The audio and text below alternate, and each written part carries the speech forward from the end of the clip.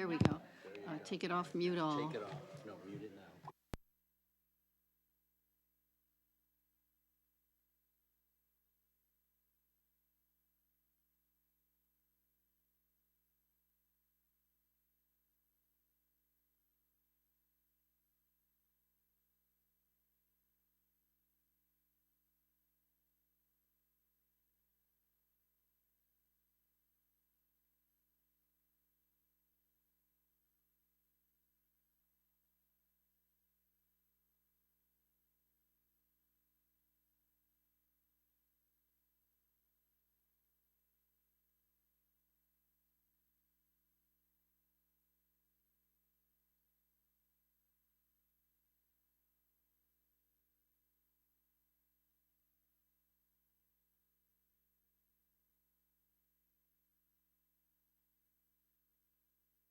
Okay. I am calling to order a public hearing for the Planning and Economic Development Committee on Tuesday, July 16th, 2009, at 7:02 in the Aldermanic Chamber. And if the clerk would call the roll, please. Certainly. Alderwoman Melissa Goya, Present? Alderman Ernest Jettie. Here. Alderman at Large David Tenza. Present. Alderman at Large Michael Laws. Here. And Alderman Jan Schmidt is myself, and I am here. Great. So we Also? have a quorum. Everyone is here. And also in attendance, we have Director Marchant. Would you like to just give us a summary of this? Yeah, it's 019-046, amending the zoning map by rezoning 610 Amherst Street from Park Industrial PI to General Business GB.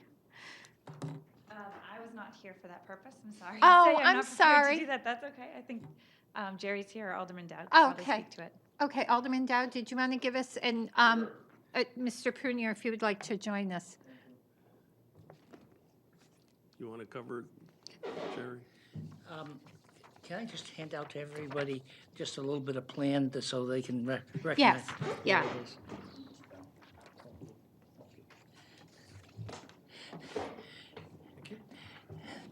This piece of property, if I can, Madam Chairman, members of the board, this piece of property is presently being, I don't know about presently being occupied, it was occupied by Chili's on Amherst Street at 610. Chili's has gone out of business and it sold the property, and my client wants to develop it. He'd like to develop, it was used as a restaurant by variance, obtain a variance. If you look at the pictures you see surrounding near the green, it's all general business. And the number 610, the lot 610, is the area we're talking about. We'd like to, I think I can speak for the staff, we'd like to do all of that pink area, but it's existing businesses, and we don't want to get involved with the existing business. We just want to get involved with Chili's. And why does he want to do that? Because they want to do other things besides just restaurant in that area and have the ability to do it. As you can see, the, I just knocked it off. That's okay. You can see that the, as I said, is that most of the area is that light green. It should be developed. It's the owner of the property wants to develop under general business, which is the surrounding area, and to do that, we have to come to you to get it that area rezoned. Okay. If Okay. you have any questions, I'd be glad to ask you, but the 3 hours that I told Sarah I was going to take, I was mistaken. So, again, we're talking about rezoning 610 Amherst Street from Park Industrial to General Business. You all have the map in front of you. Is there anyone in the audience who would, oh, I'm sorry, Alderman Dowd, I didn't realize you were here also as part of the explanation.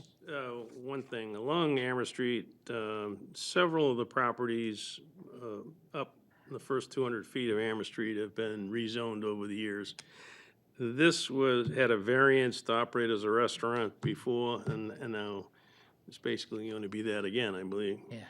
And so we've been trying to change the first 200 feet on these lots to general business instead of park industrial, and they're also being taxed as general business, so. Right. Okay, If I thank you. may, one other thing, if I Yes. could, a housekeeping matter.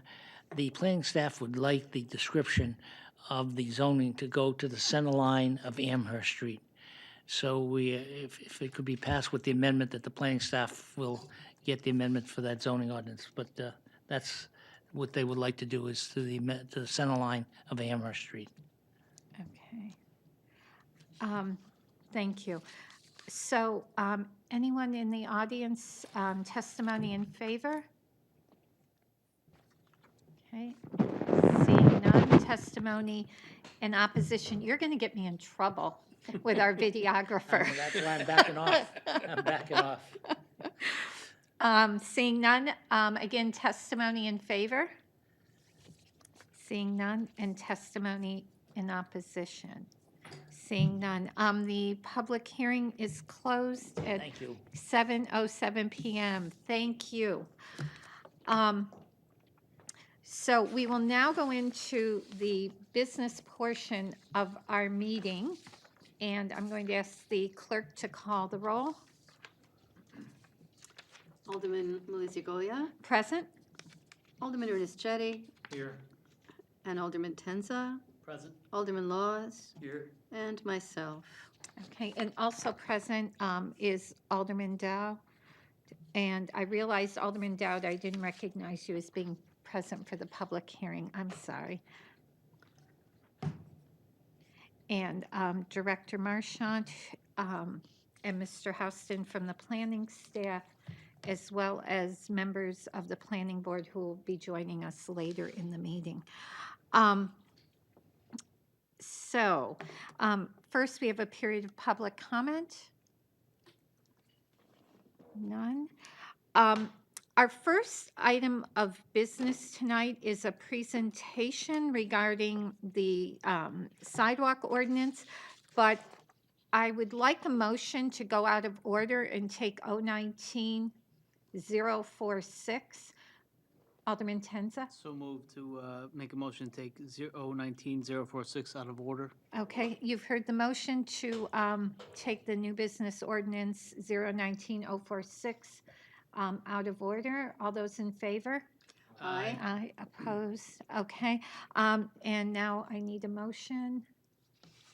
Final passage, recommend. I'd like to make a motion for final pass to recommend 019-046 For final passage. for final passage, sorry. Okay, that's all right. All right, so you've heard the motion. Discussion, and again, this is in reference to the item for our public hearing. So we're looking at taking parcel 610 and amending that to general business. Any discussion? Alderman Jettie. I just have a question about the adjacent parcels. It's not clear from the, to me anyway, from this map. So I see that 581 is general business. What is 593? And 605 and 607 and 611, are they? Oh, all of those in green are Green general or business. Everything that's in green is general business. The only parcel here that, well, and there's two, there's one off on the right-hand side. Park industrial are those orangey pink parcels. Everything else has already been identified as general business. Or, yes. Okay. Yeah, and as Mr. Prunier pointed out, this is really moving this parcel to have it zoned in a similar manner as other pieces in that area along the road frontage. Any other comments, questions? Alderman Laws? This is my first time dealing with changing something like this. Can I have the cliff notes on what the difference is between the industrial and the general business? I'm going to ask Director Marchant because I'm sure she has that. Yes. Thank you for joining us. Yes, good evening. So the basic difference is on the retail side. Park Industrial is for heavier uses. You can see further down on the map, the big distribution terminal. The general business is for retail, restaurants, more of the things that you'd see directly abutting 101A. Follow-up? Yes, please. Maybe you're not the right person to ask this one, but why extend it into the middle of Amherst Street? Director Marchand. We tend to extend all of our zoning districts to the center of the street line because that gives us a solid line to move forward on. It is a technical description of something. And if you look at all of our zoning districts, we go to the center line. If you do it to the edge of a parcel and that lot line shifts a little bit in the right of way, you tend to get slivers, you leave things out, and by doing things to the center line, we have much more consistency over time. Thank you. Thank you. Okay, any other questions, comments? Alderman Tenza. I just have a question of 620 Amherst Street right next door, because that seems like that should be general business as well. Was that a variance that allowed them to put a business there? And is that something we should be looking? And I understand Attorney Prunier's part about not wanting to rezone other businesses, but. Gas stations are allowed in general, in Park Industrial. Okay. So it isn't a use that needed special permission there. Okay. Yeah. Thank you. Any other questions? Okay, thank you. You heard the motion was to amend ordinance 19046 by adding with the zoning line extended to the center line of Amherst Street. Would anyone like to make that motion to amend? Alderman Tenza. Thank you. I'll make the motion to amend so that the center line, or so that the proposed business district extends all the way to the center line of Amherst Street. Okay, you've all heard the motion. All those in favor? Aye. Aye, opposed? And so now the motion for final recommendation, or yes, to recommend final passage is amending the zoning map by rezoning 610 Amherst Street from Park Industrial PI to General Business GB and extend the zoning line to the center line of Amherst Street. Any further discussion? All those in favor? Aye. Opposed? Okay, and that motion is carried. Thank you very much. Attorney Prunier, thank you. Yes. Okay, so now we are back to our order on the agenda. We have the presentation with the memorandum from the Planning Board requesting review and policy direction on the sidewalk ordinance. And we have actually related to that the communication from Roger Houston regarding the sidewalk discussion. Do I have a recommendation to accept that communication and place on file? Alderman Laws? Okay, thank you. All right, and so if the members of the planning board would like to join us, and there are seats here around the circle, so you'll have a mic. And Director Marchand, Mr. Houston.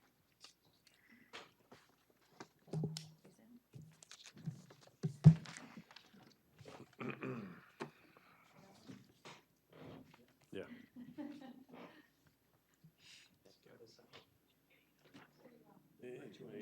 The mayor's seat's open.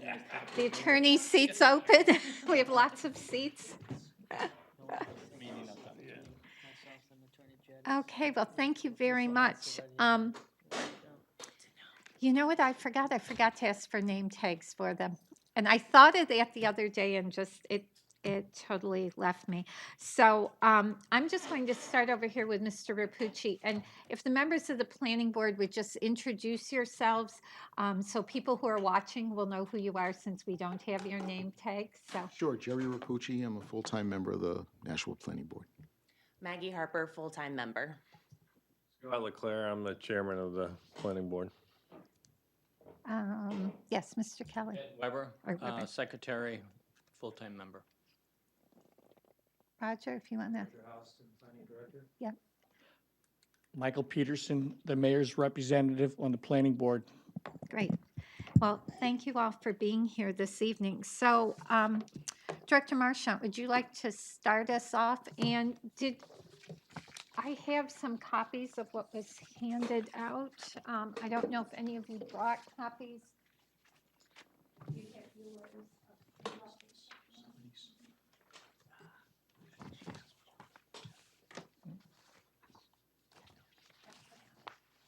Great. Okay. So, Director Marchant, thank you. Thank you very much. This is a kind of a continuation from a discussion we had about a month ago, which we were asked to come back with the board, which you can see is largely here before you this evening, Yes. to talk about sidewalks and kind of the policy around how the planning board has been working with that. I'm going to turn it over to Scott Leclerc, the chair, to go through it. But essentially, this discussion has arisen over and over and over again the past couple years. It is probably the most frequent waiver request. The planning board handles it well, but is always looking for a check-in to make sure that kind of we're all on the same page. So with that, I'll turn it over to Scott. Great, thank you. And Scott, for everyone, if you would just restate your name, so when they're transcribing, Sure. they'll know who they're doing. Thank you. So it's Scott Leclerc, Chairman of the Planning Board. So the intent here of why we're coming before you folks is really to get some guidance and some input on application of the sidewalk ordinance. And just to give you a little bit of background, the current ordinance was really written back in the 2003, 2004 timeframe, so that's quite a while ago, and adopted and reviewed by the PEDC back in 2005 to really get effective in 2006. So we're talking about 13 years or so ago at this point. And it was really largely based around a master plan that we had done, or the city had done, that was adopted back in 2001. So we're talking about some pretty old documents with regard to how we're trying to use them nowadays. So that's kind of the background of the documents, and to just give you an idea of how they are applied currently, or how we apply the sidewalk ordinance. So in general, sidewalks are required on at least one side of the street for subdivisions if the existing street doesn't have sidewalks already. And when I say doesn't have them already, I mean either directly in front of the property that's currently being discussed, or across the street from it. So if you have a sidewalk currently on the other side of the street, we're not looking necessarily to apply the sidewalk ordinance to the property that's has that, doesn't have one on their side. We are looking at whether or not there are sidewalks that are needed in those areas, as we feel as a board. Particularly, there's a 250-foot rule that we're looking at as well. So if there aren't any sidewalks within 250 feet, that's kind of an input to us as well, that maybe we should consider whether we really need one in this area.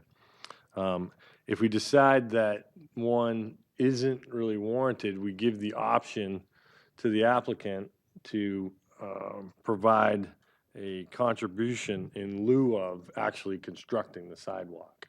All right, and that contribution fee is really set at $50 a linear foot right now, minus 18 feet for a typical double wide driveway. So let's just say they have 100 feet of frontage, and we decide a sidewalk's not really warranted there, and we'll take a contribution. We'd be looking at something that's like 82 feet that we would apply towards against the 50 per linear foot. So they obviously don't need a sidewalk where their driveway is. So we take that out of the calculation. Just to put some more background, that $50 per linear foot is significantly less than actually constructing a sidewalk. That's going to cost a lot more than that, on the order of likely 3 to 4 times that value right now. When the contribution the way that the city is using it currently, the city's broken up into 4 quadrants, and there are sidewalks that are needed in each of the 4 quadrants, and the city can draw from that fund that's collected as part of the contribution and apply it to sidewalks they feel, maybe it's a school or something like that that needs a sidewalk in a particular quadrant, all right? So we've been collecting these since 1993, so there's a significant amount of time that we've been doing this. This isn't something we've been doing for, a couple of years or anything. It's going on quite a bit of time. The reasons that we want to relook at this a little bit, or we'd like to get some input regarding it, is more and more the applications that are coming before us are really infill. And as most of you know, in Nashua, there's not a lot of sort of green redevelopment or green development. It's almost all redevelopment. So most of the properties that we're dealing with for applicants, they've had something on it before. So the sidewalk discussion is sort of coming up less and less, and there's less of it being collected because there's either one already there across the street, or it's a property that we've already decided we don't need one in front. So that's just something to keep in the back. And we also would like to understand, I guess, whether or not you think the new, as we move into the current master plan, whether we really should be addressing that in the requirement for sidewalks in more detail, as the vehicle for addressing that be the master plan that is hopefully upcoming soon. So that's really the kind of the background on it. The challenge lots we have, just to kind of explain some of the challenges that we see. There are many cases where there are corner lots, so they have two frontages. The way we apply the rule right now is both frontages would count in the calculation.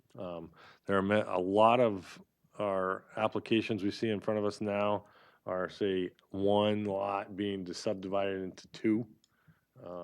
So that's a common thing that we run into. In that application, we're applying the sidewalk contribution across both the existing lot and or across the whole frontage of the existing larger lot.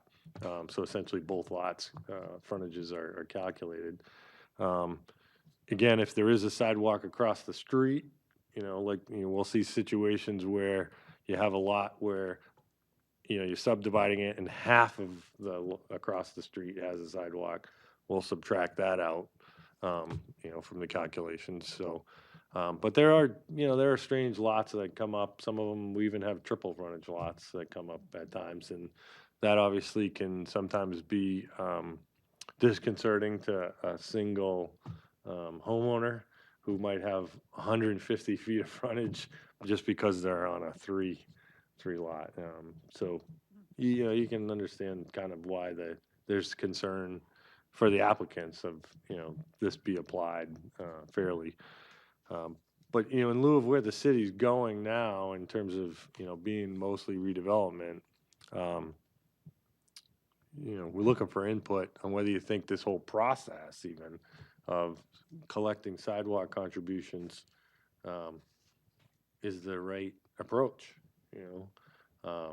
versus just, not doing it or adjusting it to, only include areas that really need them.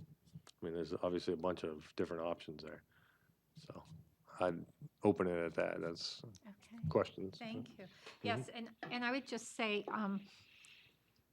what you're experiencing and what we see, as you indicated, is that with infill, there are different situations that are coming forward. And the other night, there was a property, and part of the property had a sidewalk, and the other part of the property didn't. But the way it was being developed, then the question was, well, do we put a sidewalk there or not? And I think in the 10 years I've been on the board, as we look at our downtown area especially, and walkability and encouraging people to do things besides get in their car and go someplace. It's probably time to look at the whole sidewalk issue again and looking at where it makes sense.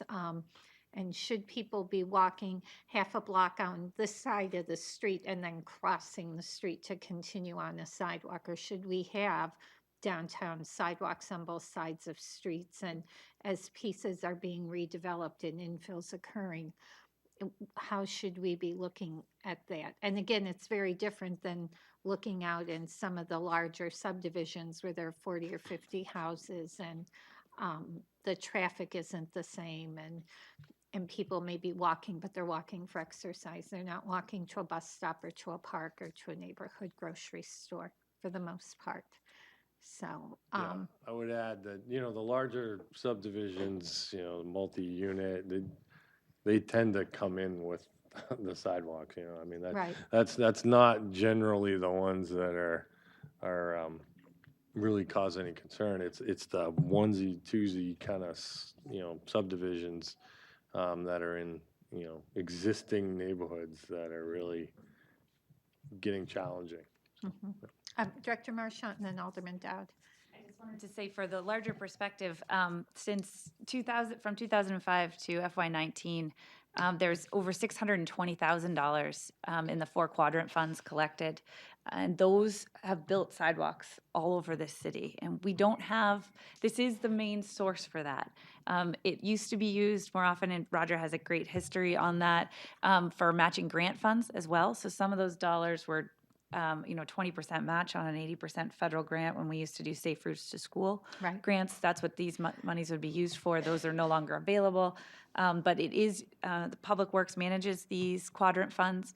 The money is used in the quadrant that it came from. They are separated out, and they do build sidewalks all over this community. And so there isn't other money for sidewalks. And as you guys know, at the budget, those are tight, and there's not magic pots of money everywhere. So it does go back to sidewalks in that area where people are walkable, where people are walking, and where we need to make sure that we have those walkways to schools and all of our walking school districts and all of that. So. Alderman Dowd. Yeah, a couple things. One is, chair of budget, I totally agree. If we want to build sidewalks, you better keep collecting that money, because I've talked to the mayor about it, and there's so many sidewalks that need to be put in. There's also a lot of sidewalks that need to be repaired. And there isn't separate funding identified like we have for streets, at least at the moment, for sidewalks. And they're getting more and more important. One other point is that if we build a new school down in South Nashua, there may have to be a sidewalk put in on Buck Meadow Road. So that's something to keep in mind. And now that I have that figure, I'll start figuring out what the cost is. But it is going to be on the architectural maps, that the sidewalk, which the city would have to put in, but just to keep that in the back of your mind. The other thing in my ward, I've found sidewalks that either have a telephone pole in the middle of it or a huge tree. I think when we build sidewalks or have people build sidewalks, we need to either go around those things or make them take the tree down. But it's just insane to have that kind of an object in the middle of a sidewalk.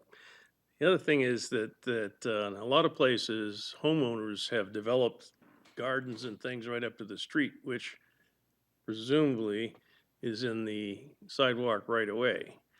I don't know if we've had any issues with people fighting that. We applied, this goes back to when Mayor Loza was here, we applied for Safe Routes to Schools funds for a sidewalk at Charlotte Avenue. And the money's been awarded to the city, and I don't know why it hasn't been built yet, but at some point, they say they're going to build that sidewalk on that side of the street. there's people with fences and flower gardens and everything. Presumably, when we started this, all the neighbors were all set in favor of having the sidewalk, but some people have changed hands, so I'm not sure how you have to address that when you go and take that property. So those are a couple of the things. And the other thing is, when we build sidewalks, we also have to have a transition to maintenance. Because when the city builds their own sidewalks, we build them out of asphalt, and when that starts going south, it goes south fast, and it needs to be fixed, and again, we don't have any funds for repairing sidewalks. And my last point is, I think Alderman Schmidt's very happy about the new sidewalk on Broad Street. May I? Yes. I am so happy about that. I hear from everyone, they're so excited that it's actually going to be a walkable street now, all the way from the high school down to the highway. It's stunning, thank you. It's a shame we had to wait this long for it, and it certainly would be nice if we knew a little bit more about where there are no sidewalks. Do we have a map of where all the sidewalks are and their condition? Director Marchant. Sarah Marchant, Community Development Director. Yes, the Public Works has they know where all the spreadsheets, sorry, I was thinking of the spreadsheet they have about their sidewalks. They know where all the sidewalks are. There is, I think, more work, the planning board's talked about a couple times a bike ped master plan, which would include a more complete inventory with the mapping side of that.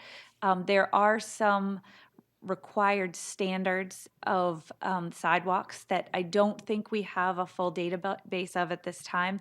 Public Works absolutely knows where every sidewalk is. They do that PCI, their pavement condition index, that they have all the information about exactly the quality of everything. We don't have, there's a slightly different standard, of course, but there is a standard for the sidewalks.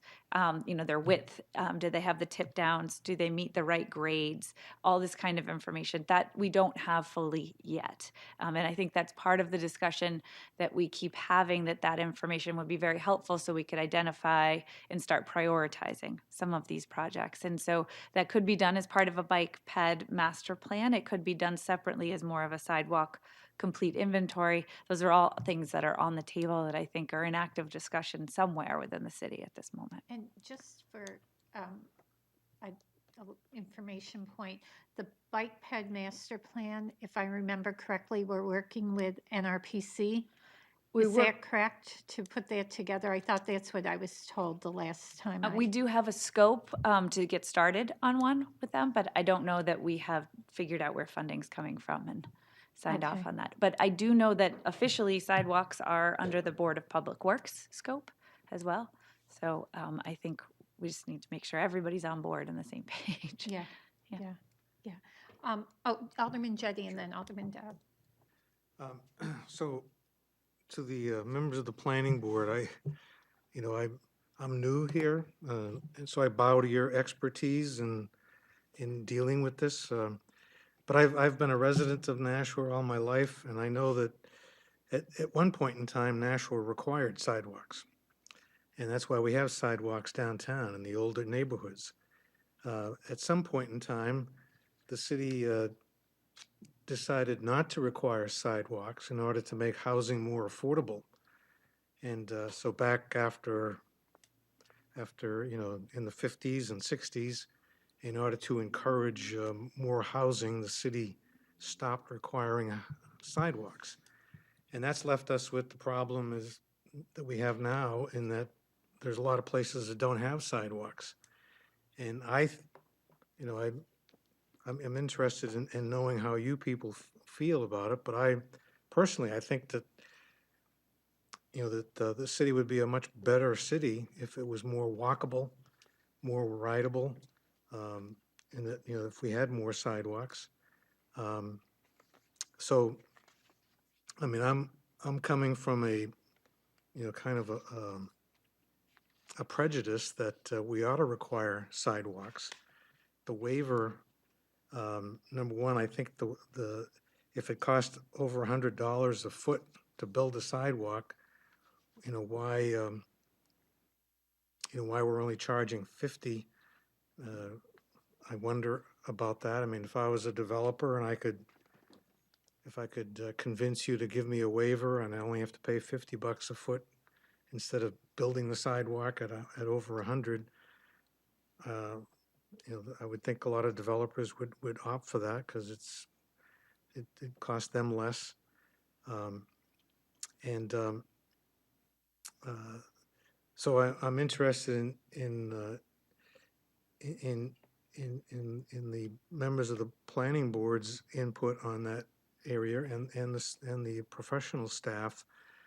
Why would we not require sidewalks? I mean, I know that there are areas where, there's no sidewalk now, so you put a sidewalk, it's a sidewalk to nowhere, but if we don't start somewhere, you're never gonna get a sidewalk. And at some point in time, the city's gonna decide that we need a sidewalk and we're gonna have to pay for it ourselves. The city's gonna have to pay for it. Mr. Dowd? So, Oh, I'm sorry. I thought you were finished. so I'd be interested in hearing more from the planning board and the professional staff.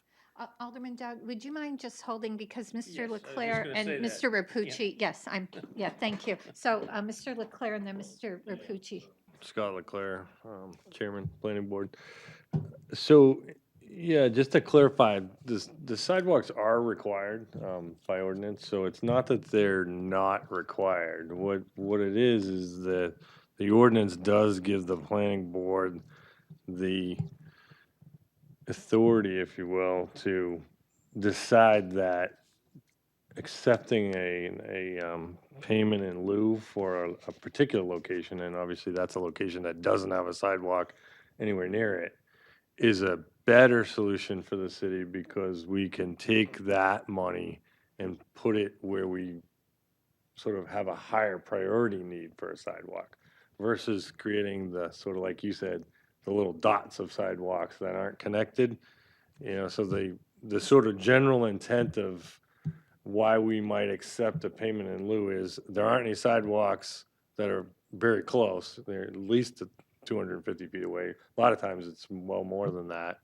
And we feel the payment could be better used to extend an existing sidewalk within the quadrant versus building a piece over here.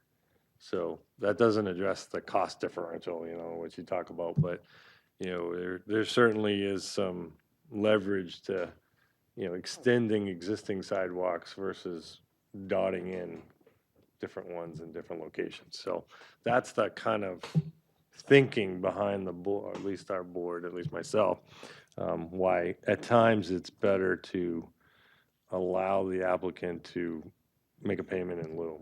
So happy to anybody else to chime in. Mr. Rapucci, and then if anyone else from the board. Thank you. Yeah. First, let me say, unfortunately, timing-wise, I actually have an application before the city that is directly affected by this ordinance and this fee. I'm perfectly comfortable speaking about it because I've been speaking about this for 12 years. So I absolutely have no conflict in my own mind in saying what I think. And primarily that's because I think the idea of collecting sidewalk money is a really good idea and necessary for the city. My problem is the way we do it. And it might take me a couple of minutes to explain this, and I appreciate the opportunity to do that.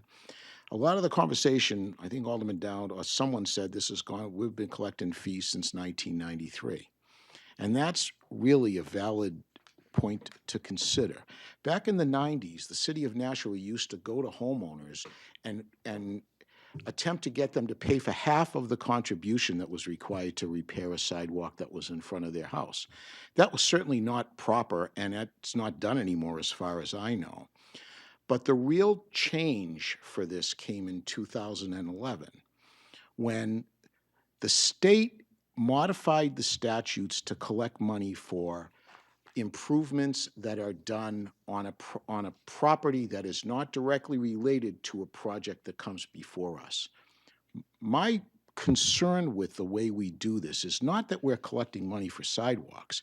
It's that the planning board is assessing that cost to specific individuals on properties that they're developing, that the money is not directly related to that property. That causes me a lot of concern land use wise. As a planning board member, I look at that and I say, that's really contrary. We're not tax collectors and we're not tax assessors. And if you read this ordinance, and I'm sorry, this gentleman, I don't know your name, Oh, it's Alderman Jettie. or Jetty, or Alderman Jetty. What you were saying really kind of hit exactly the way I think most people would look at this, and that is, from a land use point of view, as a planning board member, when I look at a project, I look at that project and I say, this specific piece of property, this development requires a sidewalk. And if it requires a sidewalk, in my view, it's our board's responsibility to ensure that it's installed and ensure that it's installed correctly and that the city's interests are covered. What this ordinance has us doing is looking at a property that's being developed and saying, well, this property doesn't really need a sidewalk, but we want you to pay into a fund so we can put a sidewalk over here. That's my problem. That's, in my read of things, and that's why I asked that the New Hampshire Municipal Association's demystifying impact fees document be handed out to everybody in this committee. This was published, I think, in 2013, directly related to changes that were made in the state RSA that governs the way communities collect money for improvements to the community that are not directly related to the project in front of us. So under the state guidelines, there's two ways for a community to do that. One is called an off-site extraction, and the other way is called an impact fee. And those two methods are very tightly controlled by statute. The state government has looked at it and said, communities, if you're going to do this, you can do it, but you have to do it a certain way. In my view, the ordinance that we presently have flies outside of that. It doesn't function the way the state RSA says we're supposed to collect money for improvements that are not directly related to the project in front of us. If the Board of Aldermen were to make a rule that said, we want this much money contributed towards the sidewalk fund by every developer, if our board was enforcing a rule that exists by the city, I have nothing to say about it. It's not my place to assess fees. I don't think it's the planning board's place to assess fees. It's the Board of Aldermen's place to do that. If you do it, and there's a rule that says we have to do it, I'll do it every time. I have no problem. But that's not what this ordinance says. This ordinance says, if in lieu of paying sidewalks, the planning board can determine what that fee is and can assess it. I just think that's wrong. I think that's empowering us effectively to collect revenue for the city on a property that's being developed that has nothing to do with the property that's in front of us. So, and I've been on the wrong side of this forever, right? So there's a whole boatload of people who really disagree with me on this, and I get that. But I think one of the things I'm happy about tonight is that I'm getting the opportunity to say, I think we need this. I think it's a good idea. But again, when Alderman Dowd said something that really kind of drives home what I think is the point is, I hope we got to keep doing this because we don't have the money to do it otherwise. We don't have this, money is not coming from somewhere else. You know, and respectfully, believe me, I respect you, everybody here a lot. But my point is, it is not the role of a planning board to bring in revenue for the city. That's just not a function of what our board is supposed to do. I think that's an important function, but it's an aldermanic function. So if the perception is that we need sidewalks in the city and they're used by everybody, then let the collector of taxes determine how to collect that money, distribute the pain in equally amongst the city, and get the money. And I own property in Nashua, and I'll say unequivocally, I'm happy to pay my taxes to things that are necessary, that the people we elect decide we need. Okay. If we don't like then we get involved in that piece of it. But that's not a planning board job, in my mind. So I think when Chairman Leclerc sent his email, I think it was kind of, the way I read the email, and we haven't talked about this, I thought it was kind of spot on. It was kind of like, tell us what you want, right? If I'm understanding it correctly, it was basically like, just tell us what you want us to do. And I think that's exactly right. If the city wants money, if the city wants developers to pay into a fund, the state law allows for processes to do that, and we should follow that process. But I think and this is the other thing that I'll just point out because it is a complex issue. The problem that we have is not with big developers who are spending hundreds of thousands or millions of dollars in the city and are addressing this. The problem we have is with small developments that are subdivisions where people are dividing one or two properties. And so a reasonable person could look at that and say, this is extraordinarily disproportional that those people are being charged this fee so that we can build a sidewalk somewhere else. I'm not saying that we don't need the money, but I'm saying identifying those people and putting a cost on it, because everything that we do as a land use board is appealable. And every action we take as a land use board, there has to be a really good record of it. So if we approve something or we deny it, we have to articulate very clearly why we're denying it or why we're approving it.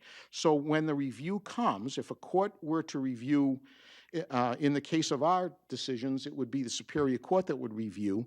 They have a very thorough explanation of what our thinking was when they looked at it. It's very hard for me to understand how somebody can look at this ordinance and say, okay, the planning board looked at this property and decided it doesn't really need a sidewalk, so we're going to allow them to contribute into a fund as part of the waiver that we grant to build a sidewalk someplace else. From a land use point of view, I look at it and say, if that piece of land needs a sidewalk, it's our responsibility to make sure one goes in there. And if it doesn't need a sidewalk, offering them an opportunity to contribute to this fund is not intentionally, but in my mind, it's coercive. It's like saying, okay, pay $100 a foot for a sidewalk that we admit you don't need, or pay $50 a foot into our fund so we can build a sidewalk over there. That's my problem with this. And it was well-intentioned. It was done, the big decision that changed the way that the state allows cities and towns to collect these monies, that ordinance was really changed in 2010. This ordinance has existed for a long time and was last changed in 2006. Our local ordinance, I mean, not the RSA. So this was put in place in 2006. 2010, the court decision came down that very clearly articulated how this kind of thing is supposed to be done. And from a land use board point of view, I think it's the responsibility of the land use boards in the city to stay on top of these things, to look at them. Everybody doesn't pay attention to this. Everybody doesn't follow this. The legislature, you guys have a million things to do, and the last thing you're looking at is current land use case law and court decisions. But that's something that nerds like me do, and we look at it and we say, okay, this has changed. We have to address this. That's my input on it. I ask two things. First, I ask that you guys read the Municipal Association Demystifying Impact Fees document that I asked you that I sent to you. And the second thing is, whatever the city does to look at this ordinance, I hope that we reach out to the Municipal Association without having made a determination. Because if our city council makes a determination one way, they're not going to interfere with that. They're not going to turn around and say, oh, no, your council's wrong. If we approach them in the development stage and say, this is the legislation we're looking to do, this is the legislation we're looking to change or to not change, we're looking to leave it alone, please give us your input on this. Does it comply with state law? They're a great resource, and they are land use nerds times 1,000. They really follow this stuff and they know the rules. And if they turn around and say, yeah, this is okay, do it this way, you won't hear a peep out of me because you know, that will be affirmed. But until then, I personally am very reluctant to apply a fee that I don't think it's a planning board's role to apply. So that's really the points I wanted to make, and thank you. Yeah. Director Marcia. Thank you. I think as far as the impact fee versus an off-site extraction versus a waiver criteria, we've been through this a bunch of times, as Jerry said. He's very eloquent in explaining it. And City Council, just to be very clear, has been over this repeatedly and has been through the planning board with it. And they do not agree. They feel that what we're doing is entirely legal and just. And I do think that it's the planning board's role in many ways to collect fees as part of a waiver process, and it is allowed by state law. I can give you a couple other examples as well. In other communities in Dover, the planning board grants density bonuses for a contribution of $13,000 a unit for affordable housing. In other communities, when you waive parking in the downtown, say, right now, we don't have parking requirements in the downtown if you use a municipal lot within 1,000 feet. In other communities, to get that waiver, you know, that you don't have to provide that parking, they would then pay $7,000 or $8,000 per parking space into a fund so that the city could actually pay to construct new parking downtown, which we also don't have a fund for. So these are very common ways that waivers are granted by land use boards. And I do think that the fee and how we do this is entirely legal, but I also think that that is a part of this discussion about, you know, what is the overall public policy. I mean, there's many ways that beyond sidewalks that we could be looking at how we fund things, and they are directly related to land use, and they are the responsibility of the planning board ultimately. So, But you approve the ordinance that Right. gives them the ability to authorize this waiver in this way. so it sounds like we're looking at what's an impact fee versus what's a waiver. And we're not using those interchangeably, but they're Correct. very different. Yes. Okay. All right. All right. Alderman Dowd. Yeah, I agree that the ordinance needs to be updated, and I think when it is, it ought to be work closely with Corporation Counsel to make sure everything's in accordance with state law.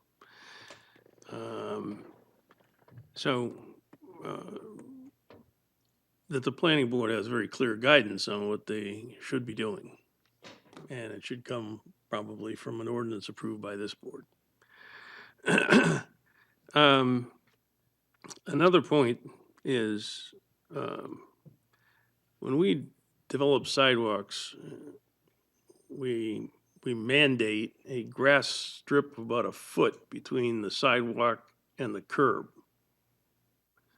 And I always had a problem with that because unless the homeowner maintains city property, it dies, because first of all, asphalt is extremely hot, not this season, seems with all the rain, but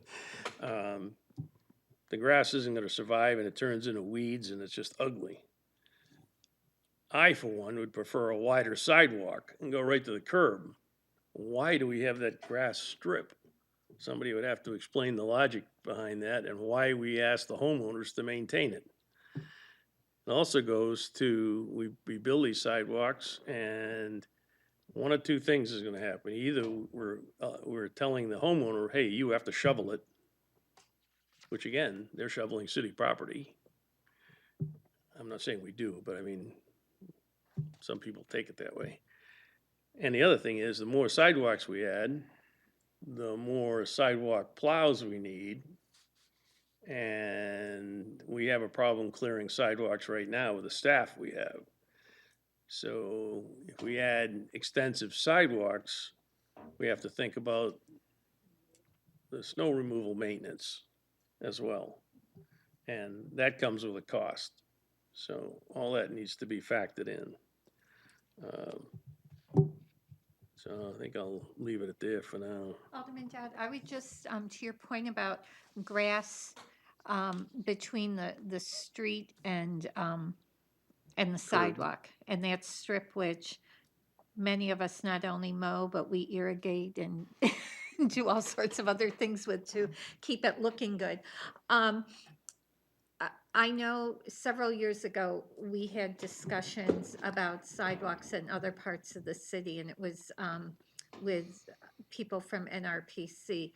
And the one thing that strip does is at least make people who are walking, it makes pedestrians feel a little safer, and it makes the sidewalk a little more inviting, so you don't feel like you're walking in the street. And so I know as we were talking about some sidewalks, other places, that was one of the things that was mentioned, that we really should have that, which is different. And if you think about the sidewalk down on DW Highway in front of Louie Louie's, which is right on the street, versus across the street over by the IHOP in that area where there is some grass and then the sidewalk. Very different pedestrian kind of experience. Yeah, I mean, it's something to think about. I'd have no problem if somebody wanted to paint a white line, so they have that feeling of separation. But I have another question. If we collect an impact fee, whatever we want to call it, from a developer, let's say, and they don't get their sidewalk, we use the money for something else. If we go back at some point, and this is a question, and say, oh, we're putting a sidewalk in there, do we go back and ask for a second hit, or does the city pick up No. the entire tab? Good answer. Mr. Leclerc, oh, and Alderman Tenz, Mr. Leclerc, please. Sure. Sure. Scott Leclerc, Planning Chair. So another thing I would just add, and I think, it stems out of what Mr. Rapucci was talking about, is one of the reasons we're looking for guidance is the public at large struggles with, I wouldn't say the planning board struggles with application of the sidewalk ordinance. We don't really have that much trouble with it. The public coming in does have trouble with it because they don't know whether or not they're going to be, we're going to be saying, you build a sidewalk, or, okay, we'll let you, go ahead and put a fee, until they're there in front of us a lot of times. I mean, the planning staff does a great job of saying this could come up, and, they're not coming in blind, don't get me wrong there, but the final decision about whether they're going to spend money or build happens in our actual hearing and meeting. That's a little disconcerting. Again, the developers, they've already worked it out with planning, it doesn't even show up, right? But the bigger developers. But the individual, and it really happens a lot for the, someone whose mother or father has owned a lot that they never developed next to it, and it rolls over, and someone comes in and splits it into two lots, and then they don't quite, understand the concept that they might be responsible now for 100 foot of frontage or something. So that's my personal issue with the ordinance, is more about how the public can understand it and use it. I think the planning board, we get enough sort of discussion and back and forth, and we're doing it every other week. We get that it's less of an application for us. But if you are going to look at it, I would keep in mind, the less surprise to an applicant when they arrive at our hearing, the better. Yeah. And That's I where that believe- coercion piece, I think, Right. Mr. Rapucci was talking about, is, kind of rears its head. So And it's the applicant's responsibility to request the waiver, correct? It's not something we bring up, they come and Correct. request it. Okay. Alderman Tenza, then Alderman Jettie. Thank you. Just to bring up something that Mr. Leclerc brought up before about, developers for big developments. I think they realize the importance of sidewalks in their developments, and that's what people expect nowadays. Um, Fairly recently, within the last couple of years, obviously, there's a development of 55-plus community over on Gilson Road that I remember that we approved. And they were happy to put sidewalks in on Gilson Road because they know that would connect their development with the rail trail a little further down. And that anyone who was moving into their units, their homes, would be looking, and that would be something that would be a draw for them. So I agree with Mr. Rapucci that and Mr. Leclerc that it's much more the people who are trying to subdivide a lot. My street on Monica Drive, we had 3 woodlots within the last 10 years, which had been developed. And if we had required those 3 folks to put sidewalks in, they'd be the only 3 sidewalks in the whole neighborhood, and it wouldn't make sense. So it makes sense to have them make a contribution in lieu of putting those sidewalks in. Another one of Mr. Rapucci's points, though, these aren't impact fees. Oh, I agree. And we can't call them, and they're not impact fees because there are rules for impact fees, and one of the rules for impact fees is that if you don't use the money within a certain amount of time, you have to refund it to the developer. And so one of my concerns with the fees is just that, the development that we've had in the southern part of the city has filled the coffers, so to speak, of these sidewalk funds for the southwest and southeast portions of the city. And we haven't necessarily used them in a way that I think we should be using them, or as quickly as we should be using them to develop sidewalks. But then at the same time, in the northern part of the city, those sidewalk funds are low. And there are certainly areas in the northern part of the city that we could be developing sidewalks as well. So I think this is a much bigger conversation. I think I'd love to see this as part of the master plan, but I think I've been told that it's a different subject altogether on the walkability of the city and how we have to go about funding the sidewalk construction, because going forward it's a major issue for the city and for livability for people who want to live in Nashua. So I thank all the members of the planning board who are here tonight. Thank the chairwoman for having this discussion. And I hope it's one of many discussions we have on sidewalk development throughout the city.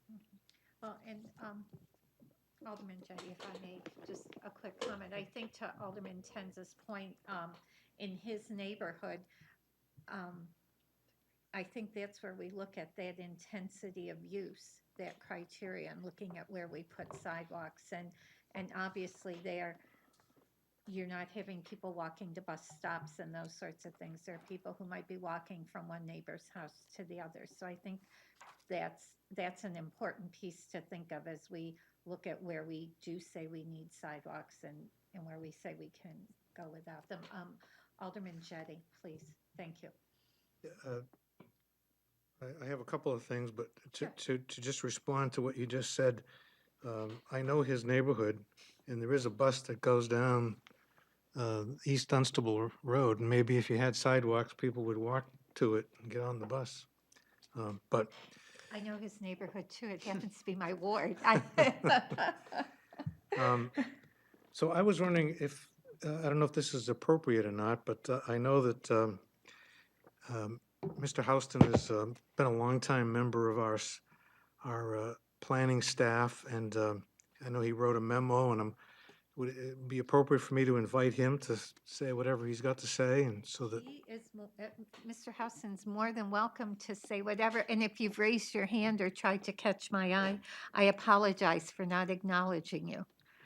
Roger Houston, Planning Director. Yeah, I have a lot to say, but given the time, I think, pedestrian-friendly communities are very important. I think the city recognized that back in 1993 when they developed a Trails Master Plan as a separate document, a standalone master plan, and then it was updated for the 2000 master plan.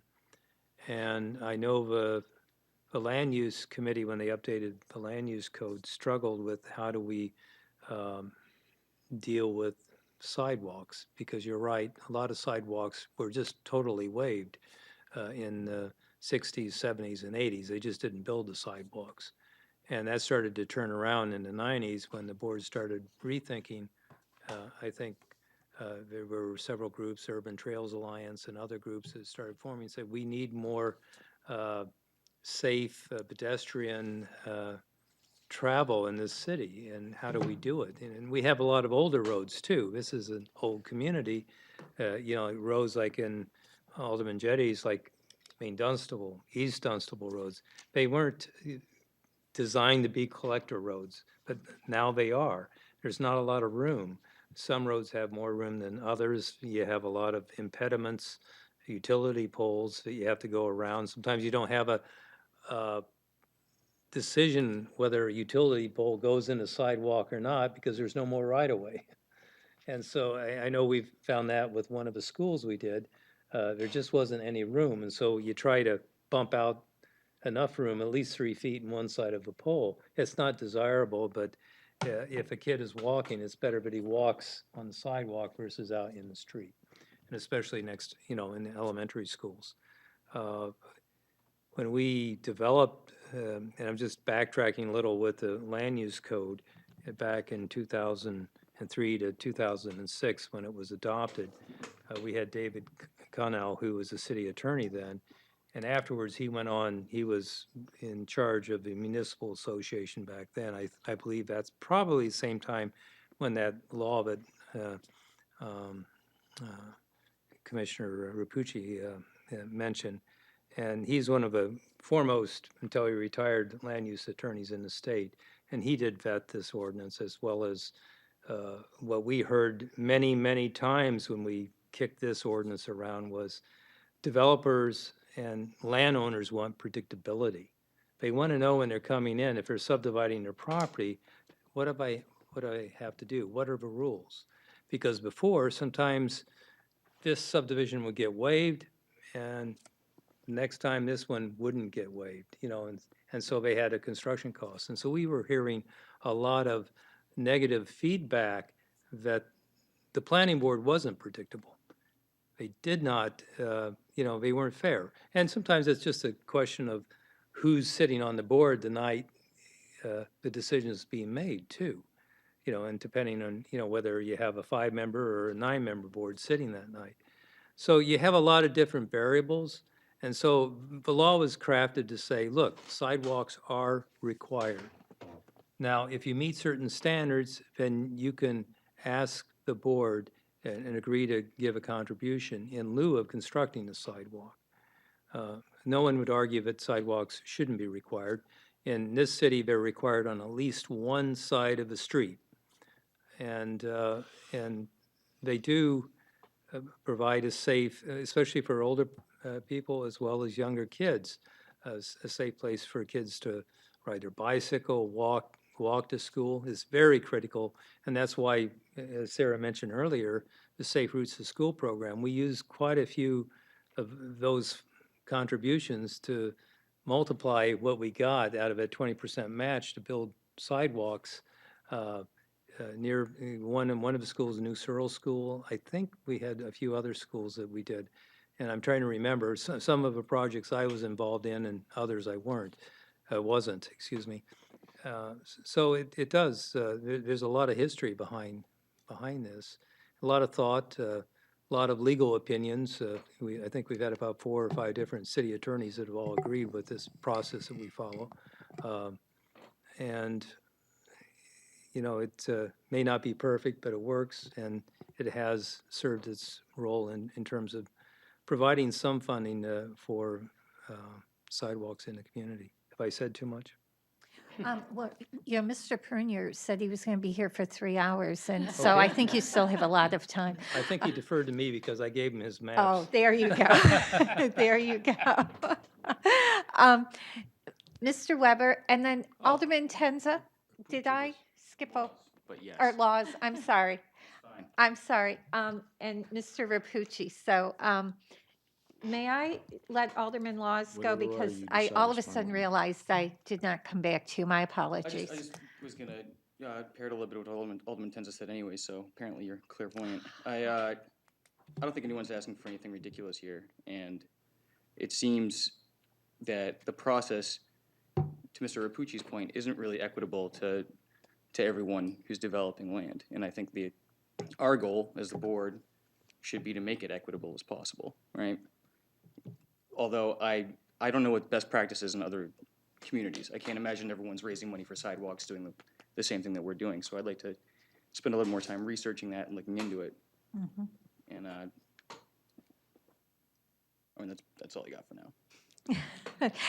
Mr. Weber, did you direct me to, okay. It was before me. Mr. Rapucci and then Mr. Weber. Yeah, this is a scary thought. The way this ordinance is right now, if the board were to have 5 or 6 people on it that think like I do, or if my questionable persuasive approach to things is effective and I convince other members of my board to think of the way that I do, then the city wouldn't be collecting any sidewalk fees because I'm opposed to them and I think they're improper. That goes away if this is changed to direct an activity to us. Because at that point, a land use board does not have the discretion to decide whether or not to apply an RSA or an ordinance. We can't look at it and say, yeah, this is an ordinance, but we don't like it, so we're not going to apply it. We're forbidden from doing that. So if you create the rule at the ordinance level, at the aldermanic level, and say, okay, this is what we want, then the problem goes away from me because we're just being told what to do. We don't have discretion on that. And it also solves the legal problem because now, as it stands right now, it's my decision as a voting planning board member that would get reviewed by the court because the fee is applied by us. If the fee is based on the ordinance, then it's off on the city attorney and the alderman. They're the ones who made the ordinance. If we end up in court, I just turn around and go, look, that's the ordinance. We have to follow it. There you go. So I would be hugely satisfied from my disagreement with policy in general. If it's dictated by ordinance, my concerns for our board go away. Thank you. You're welcome. Mr. Weber. Thank you. Ed Weber, Planning Board member. Couple of things. I'm part of the National Regional Planning Commission on that board also, and they had a Sidewalk Connects and like a training course that came to Nashua, and it showed the sidewalks that were here currently and where the gaps are and the problems with those gaps. And those, I feel they need to be completed and filled in. And the reason I'm saying that is today's young adults that are coming and we're trying to get into our community are no longer the norm for buying a car, traveling here, traveling there. They're using Uber, Lyft, and they're in the future, I understand there's going to be AI cars, artificial intelligent cars. So they're not worried about car payments, car insurance. They're looking for public transportation, walking from here to there, being able to live, eat, and get entertained or go to entertainment places within the city or to a city that's not too far away, or in our case, a rail that would go to Manchester. They're looking for public transportation, and this is a norm in a lot of cities around the United States, bigger cities, but yet even in our size city, are looking for public transportation, and they're looking to walk or ride a bike. And it's really imperative that the city does get that done. And the sidewalks are very important for that to be done. I'd like to throw one thing else out there. This last planning board meeting, a sidewalk issue came up, and it was because I brought it up. The city has sidewalks on both sides of the street in a lot of areas. And they want to, it's up to the city whether they want to continue that. And on this street, there was sidewalk on both sides of the street with a gap where this house went. So it would be good to have guidance. Does the city want to have sidewalks on where they're on both sides of the street where it is? And do they want those both connected? And because there's no guidance on that. So if that would be something that I think the city should look at and give us guidance back. Does the city want to have sidewalks if there's on both sides of the street and within 250 feet? Do we want to continue doing that? And we had the opportunity, but we couldn't because, as it's stated now, there was a sidewalk across the street. So if the city wants to have both sides of the street that has sidewalks on both sides within 250 feet, there should be guidance for that too. Thank you. You're welcome. Yes, Mr. Leclerc, and then Alderman Jettie. Yeah, so, Scott Leclerc, planning chair. I just make sort of maybe one correction.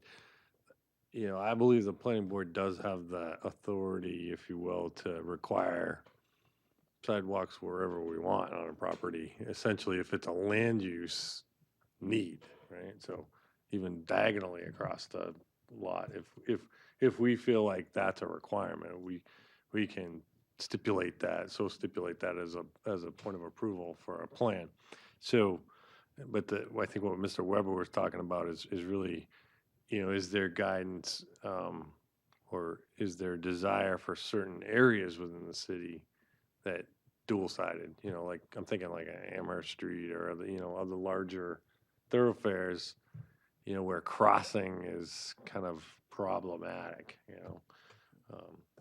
that those situations do show up. And the way our ordinances, we can interpret it ourselves to say, well, if there's one on the other side of Amherst Street, we can count that towards a requirement not to have one.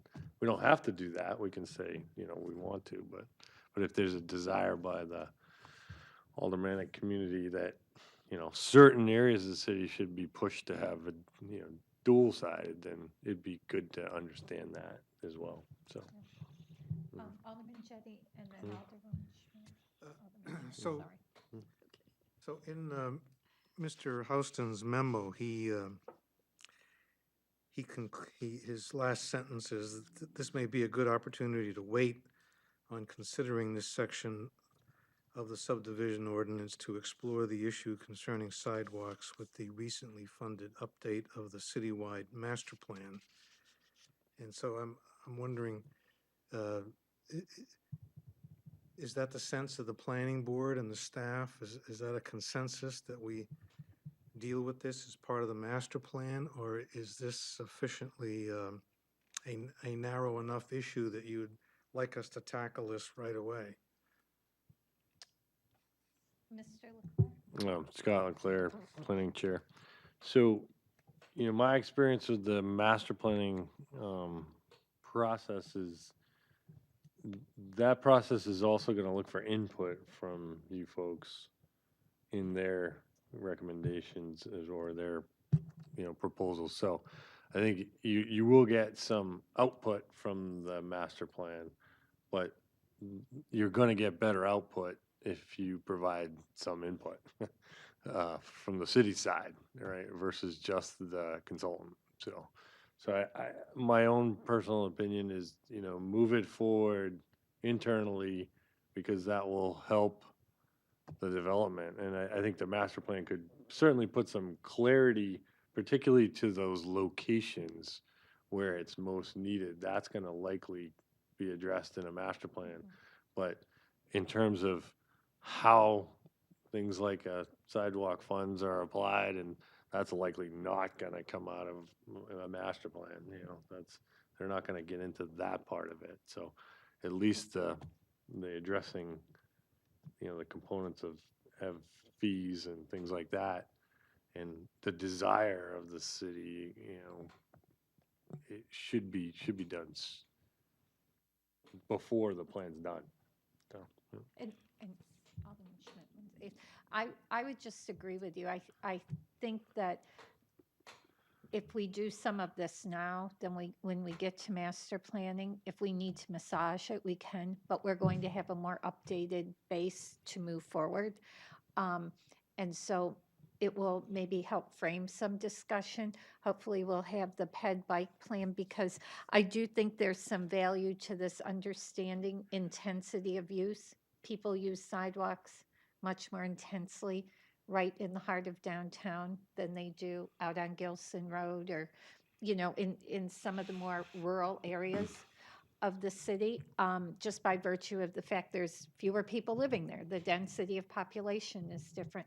So I think moving forward with this now gives us an opportunity to address it, as well as maybe do a little of the groundwork that will roll into the master plan. My 2 cents. Alderman Schmidt. Well, I agree totally with the master plan, giving us guidance, giving you guidance where sidewalks will be required. That will take some of the strain off immediately. The other question I have is, when someone comes to your board, they come with an application, is that correct? Does the application say anything about sidewalks? Yeah, Scott Leclerc from the Planning Chair. So, so the planning staff reviews the application prior to getting to the board, and generally speaking, the planning staff will provide some input to the applicant. The sidewalks are a requirement of they'll talk about the ordinance with the applicant, and they will discuss, and often our packages that come before us, indeed, the applicant has already requested the sidewalk waiver. More often than not, that's the case. But there are definitely cases where, the amount of it is the concern, then that goes with the corner lots and the triple lots and those kinds of things. And this planning staff, generally informs the applicant that, so these are the bounds of where you might end up. But where we get to in the meeting is sort of, that's the planning board's purview, so. So Ward 1 has two very old roads that were obviously cow paths. And we've got Dublin and Coburn. Neither of them have sidewalks, and they are pretty treacherous to walk on. And a lot of people try to bike there, but that's also very treacherous. I can't imagine how you could put a sidewalk there. What happens when you have somebody who would like to subdivide on one of those streets, and there's not a sidewalk on the other side? What kind of decision do you make at that point? Alderman, or Mr. Berpucci, sorry. That's a excellent question. So what happens to that person is that they're told that there's an ordinance in the city that requires a sidewalk on one side of the street or the other. But since they're lucky enough to live in a place where they really don't have to put a sidewalk in, they're welcome to offer a voluntary contribution into our sidewalk fund as an alternative to putting in a sidewalk that nobody believes they need. That's what happens. And when our board gets the application, it's really already decided. We don't have people standing in front of us going, I really shouldn't have to do anything with this, because they know they can't get anywhere. What we see is written, it says, the applicant requests a waiver, requests to be allowed to contribute to the sidewalk fund. That's what we see. We don't see the background of it. I would just, correct me if I'm wrong, Director Marchant, our ordinance requires that they make the request. We don't offer it to them. Absolutely. Okay. Part of the waiver. Yeah. Yeah, can I just, Yes, Mr. Rapucci. I'm not sure that's accurate to say we don't offer it to them. We certainly do. The planning department certainly does offer it to them. I don't mean to put anybody on the spot, but that they definitely do. our job is to help people understand the ordinance. It's kind of like speaking a foreign language. Right. Almost nobody speaks. And so our job is to help people understand what all their options are. And we absolutely tell them, we do not hide it from anybody. Right. We absolutely say, you have to build a sidewalk here. There is a clause that says a contribution in lieu of, as part of a waiver, you can ask the planning board to do this instead. That is absolutely told to people. We don't fill out the request, which is, I think, what I think you were trying to ask. That is not a request that staff makes of the board. It's a request that's made by the applicant to the Right, board. you don't say, I mean, I guess my point is, when the applicant comes in, we don't say, oh, and by the way, you want to fill this out. You explain the law and say, and this is an option that's available to you if you choose to use it. And then, so they fill it out and request it. Yeah. Yeah. Anything else, Mr. Rapucci? No, Yeah, thank you. Mr. Leclerc, and then Yeah, so Alderman Tenza. Scott Leclerc, planning chair. So, yeah, that's, I think that's accurate, how we see it, but there are definitely applicants that are gonna call it test the waters, right? So they come in without the application or the request for, the waiver. And, those are the situations where essentially, we will ask for it during the actual hearing. And, otherwise, we could theoretically not move forward with the application or whatever decision we make. So the vast majority, 90%, come in, they've already requested it if it seems reasonable. And the planning staff understands that, that that's the case. But I would say, every 3 meetings, we get a water test, Yeah. So, and so that, that's out there, and that happens frequently. And I've witnessed that. Yes. Yeah. Yeah. Yes, Alderman Dowd. Yeah, just for clarification and for the record, when the fees are collected, who in the city collects them, and is there a special revenue account they go into, and who has the spending authority? The spending authority is through the Board of Public Works. There are 4 separate quadrant funds. They are collected by the planning office, and we send them to the quadrant funds, and they are administered by the Board of Public Works. It's my understanding it used to be administered by planning, and that back then it was used much more for matching funds for grants. It switched over to being administered by the Board of Public Works under Director Crombie. So they have total discretion on where they spend the money. They have discretion on where the money is spent. Mr. Leclerc, and then Alderman Tenza. Scott Leclerc, planning chair. So I might add too, and Roger or Sarah can correct me if I'm incorrect, but the funds are paid prior to me signing that plan. So, I sign all the plans, for them to be approved for moving forward. So those will get, typically the timing on that is they need to be paid prior to me signing them Right, and recording allowing the them to plan. move, recording them, yeah, so. And Sarah Marchand, I would say that we made that decision to enforce that not that long ago, and it's part of the conditions of approval now, because we had problems with people selling lots, people coming in to get a building permit for us, and we said, you have to pay this $5,000 fee before you can get your building permit. And so the point of that, it is the time that the fee has to be paid is not directly addressed in the ordinance. And I know that we've talked in the past that if we decide, which I'm kind of hearing around the table, is that we need to fix the basics of the ordinance now. We talk about the locations and priorities after. That should be something that's included in the update of fixing the language, is making sure that we're very clear that the person who's subdividing it has to pay for it, so it doesn't become a surprise to somebody who bought a lot and is trying to pull a building permit a year or 2, 3 later and suddenly needs a whole lot of cash up front. Right.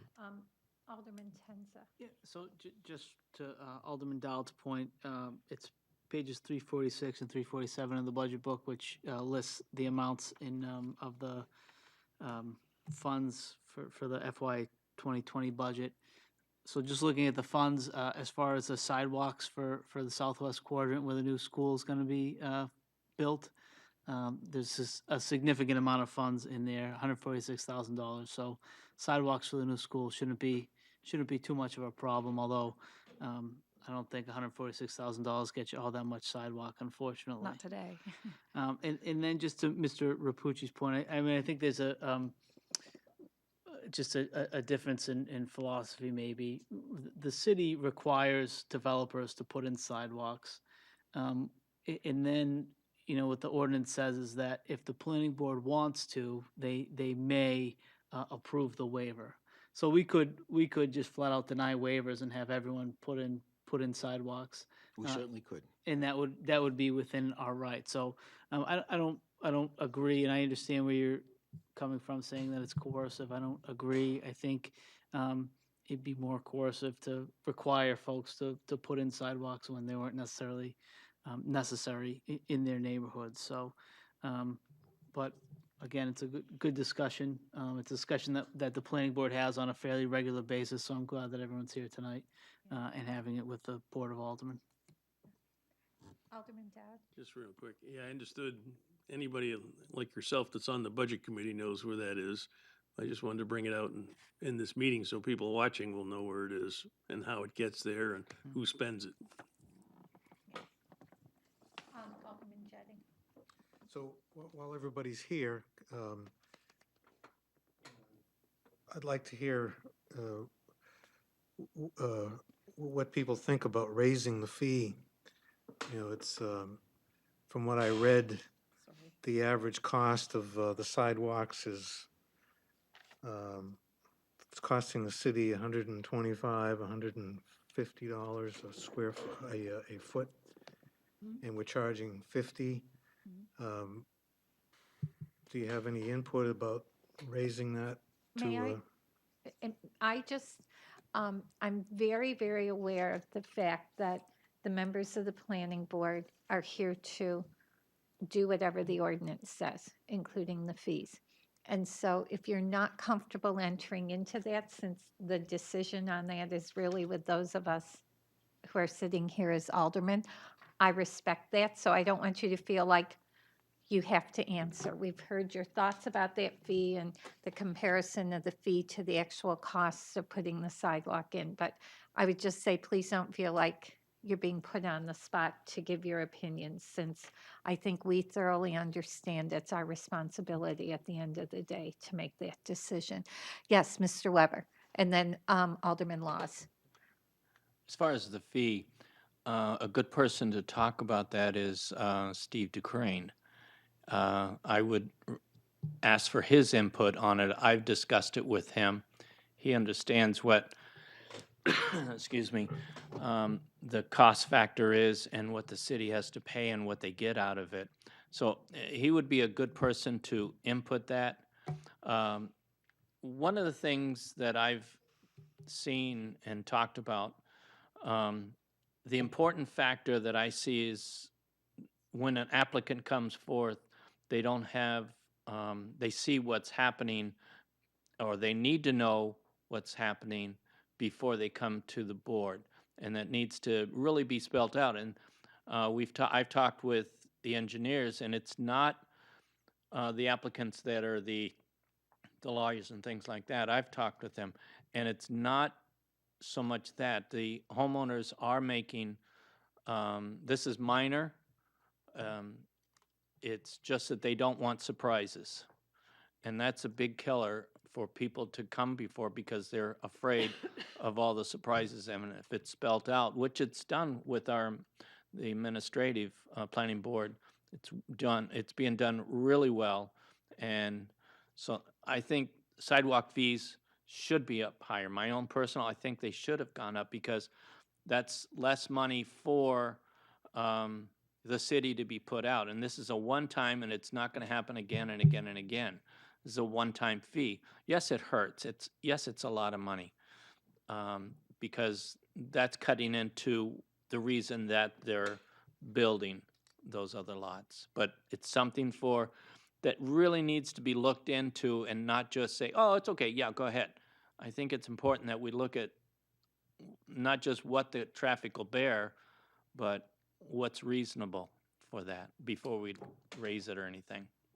Thank you. Yeah, you're welcome. Director Marchant, and then I'll just move around, okay? Oh, I'm sorry, Alderman Laws. Sorry. I'm sorry. Tenza Laws. You were calling me Director Marchand? Yes, I just promoted you. I just want to, my knee-jerk reaction to raising the fee is not to do it, because I feel like, in the two examples that Director Marchand mentioned earlier, I feel like by adding capacity or adding parking, you're adding value to the property owner's property. I feel like in this case, you're telling somebody that they don't need something, but they still have to pay for it. And I'm not sure that the solution to that problem is to charge them more money for the thing that they don't need. So, and that's why I'm saying I feel like we should look at other places, because I can't imagine that this is the way they do it everywhere else. And there's got to be a better way to raise this money where everyone is paying into it or nobody is getting punished for not needing something. Okay, thanks. Sorry. Director Marchant. I just wanted to clarify that the ordinance, as it's currently written, does give the fee, determining the fee to the planning board, not to the Board of Aldermen, as currently written. So that's, I think, one of the points that that Mr. Rapucci was making, is that that's something that needs to be fixed. So tell us how much you'd like it raised. Yes, Mr. Leclerc. Claire, planning chair. So I would just add, particularly for the aldermen that are here, that understand that if, you know, if a sidewalk land use wise is needed and someone asks for, or to be able to do a contribution in lieu, and we think the sidewalk is needed, we generally will go that direction, you know, and we have that authority already. So the fee isn't necessarily, you know, have to be exactly equitable. If we want a sidewalk, we'll require it as part of the application, you know, land use wise, you know, so it's not an either or, you know, if we think that sidewalk is actually beneficial to the city, we'll go that way and generally and make that determination. So just something to keep in mind as it's not if you know, yeah, they kind of need a sidewalk, so we should charge them exactly the same as the sidewalk. If they need the sidewalk, we're gonna actually want the sidewalk, not the dollars. Yeah, so. Thank you. Mr. Rapucci. You know, I'm going to stand on my hand. Alderman Laws and Chairman Leclerc said exactly what I think, and I will leave it there.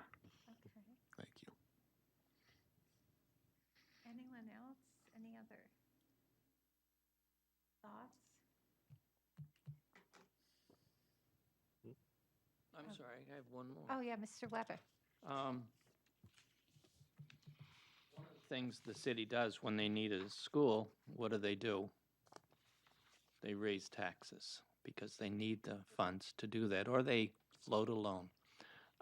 One of the things that the city can look at is down the road, how much money are they going to need for sidewalks in a particular area? Now you're going to have a school.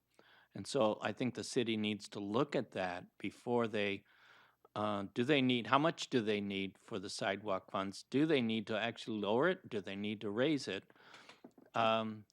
With what's going on in the city, and I think that can be a determining factor.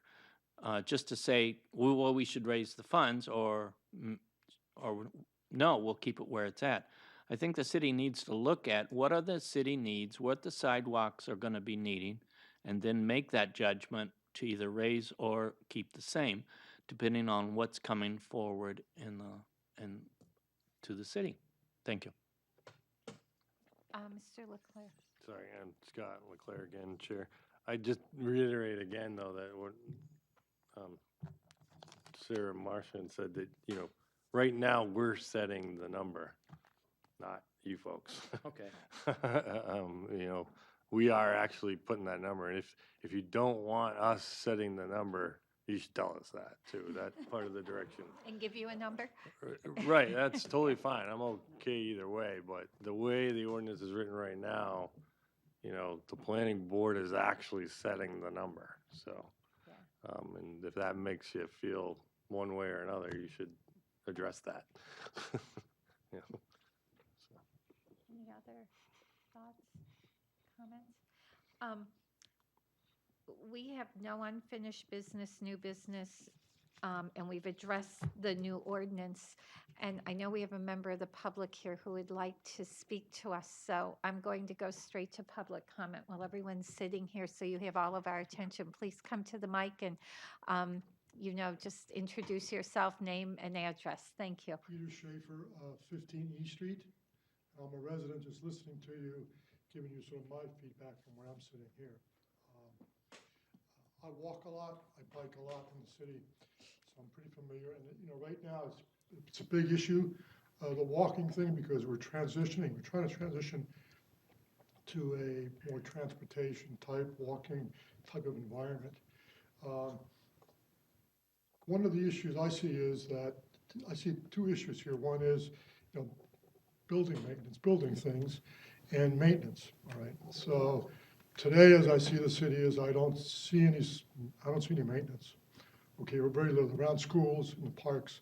We don't have sidewalk maintenance at all. I've talked to the Department of Public Works many times. They say they have no money, right? There's no line item for that.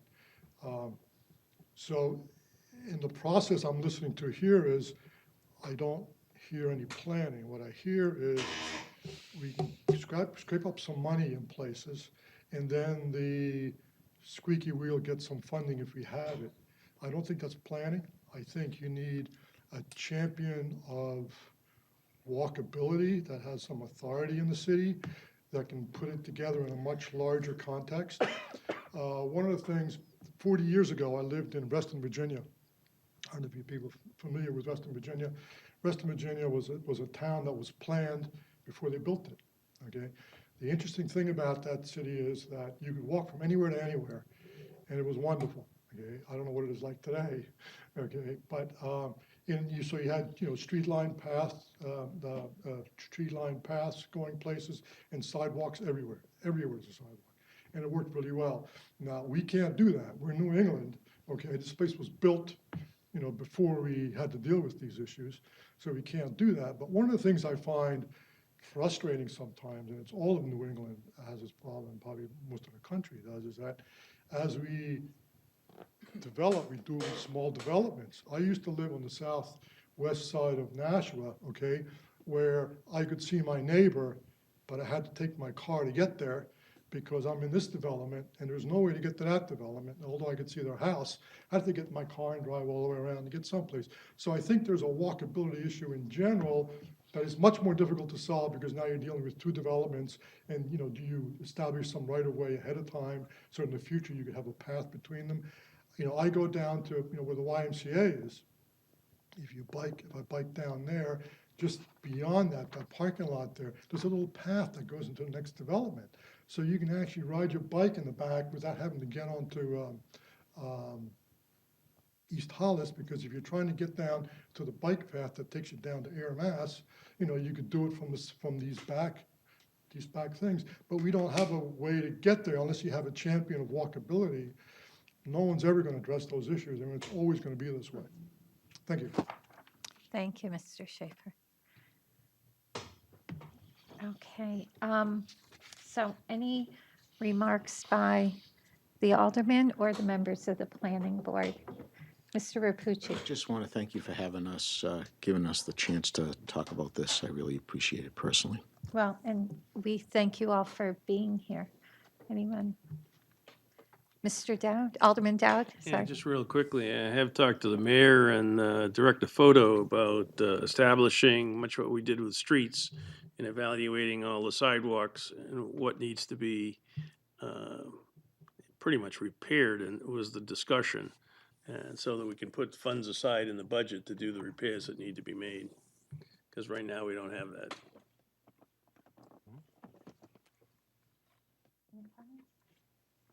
If I haven't mentioned it before, Broad Street sidewalks are wonderful. Okay, well, again, thank you, all of you. I know you've been out a couple of nights now, very close together, and it's summer, so I appreciate you staying here. It's not quite midnight, The sun, I thought the sun was rising the other night, sitting upstairs in the auditorium. And so, thank you all very much. There is no need for a non-public session. Do I have a motion by one of the aldermen? Alderman Tenza. Motion to adjourn? Motion is to adjourn. All in favor? Aye. Aye, and we are adjourned at 8:46. And thank you all once again.